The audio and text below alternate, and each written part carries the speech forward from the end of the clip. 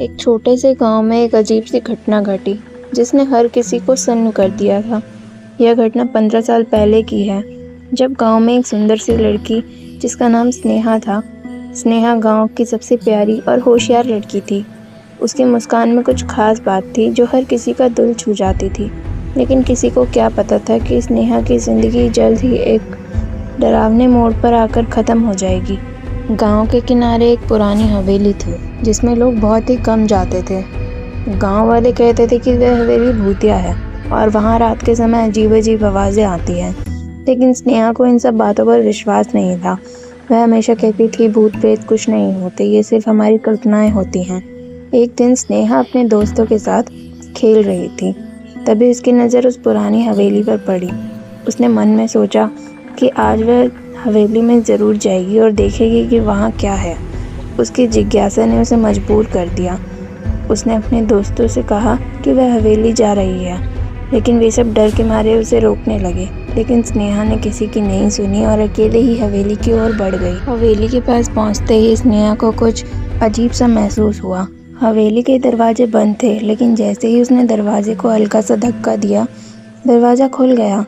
वह डरते हुए अंदर दाखिल हुई और अंदर घुसते ही एक खौफनाक ठंडी हवा का झोंका उसके चेहरे से टकराया।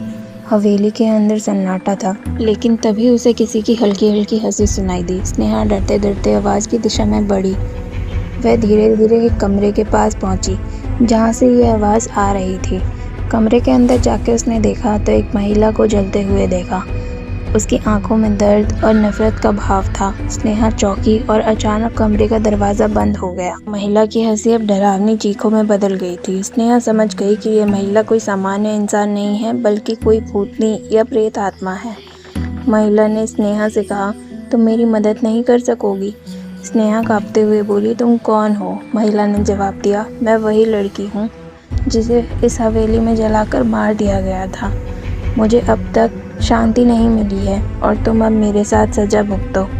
इसके बाद उस हवेली में अपनी जलती हुई आंतरिक शक्ति को स्नेहा पर फेंक दिया। स्नेहा दर्द से करहाने लगी और उसकी त्वचा जलने लगी। वह दर्द के मारे चीख रही थी, लेकिन कोई उसकी मदद करने नहीं आया। महिला ने अपना रौद्र रूप दिखाते हुए कहा, तुम मुझे भूल नहीं सकोगी। अब तुम्हारा नाम भी इस हवेली के साथ जुड़ जाएगा। स्नेहा की चीखें हवेली के अंदर गूंजने लगी, लेकिन बाहर किसी ने नहीं सुनी।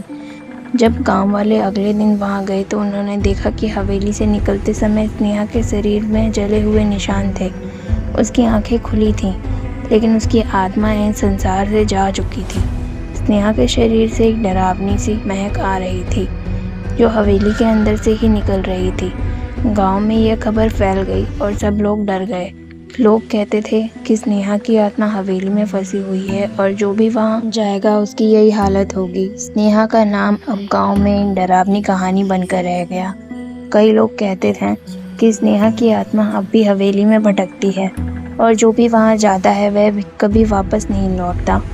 यह घटना गांव में एक चेतावनी की तरह फैल गई। लोग अब रात के समय हवेली के पास जाने से डरते थे। स्नेहा की मौत ने सब साबित कर दिया था कि कुछ चीज़ें इस दुनिया से परे होती हैं और जिनका सामना करने का हौसला सभी में नहीं होता। आज भी जब गांव वाले हवेली की तरफ बढ़ते हैं तो वे स्नेहा की कहानी को याद करते हैं। उन्हें यकीन है कि उस हवेली में कुछ अदृश्य शक्तियां हैं जो किसी भी इंसान को अपने जाल में फंसा सकती हैं, और कोई भी नहीं जानता कि वहां जाने वाले अगले व्यक्ति की किस्मत क्या होगी। स्नेहा की आत्मा अब तक वहाँ है और हर रात वह हवेली के भीतर अजीब अजीब आवाज़ें करती है, जैसे वह बदला लेने की योजना बना रही हो। गांव वाले अक्सर कहते हैं स्नेहा को जलाकर मारा गया, लेकिन उसकी आत्मा का दाग आज भी हवेली में बाकी है। इस घटना ने यह साबित कर दिया कि कभी कभी हमारे डर और कुरीतियों का सामना करना बहुत ज़रूरी होता है और उन अंधेरे रहस्यों को उजागर करना खतरनाक है।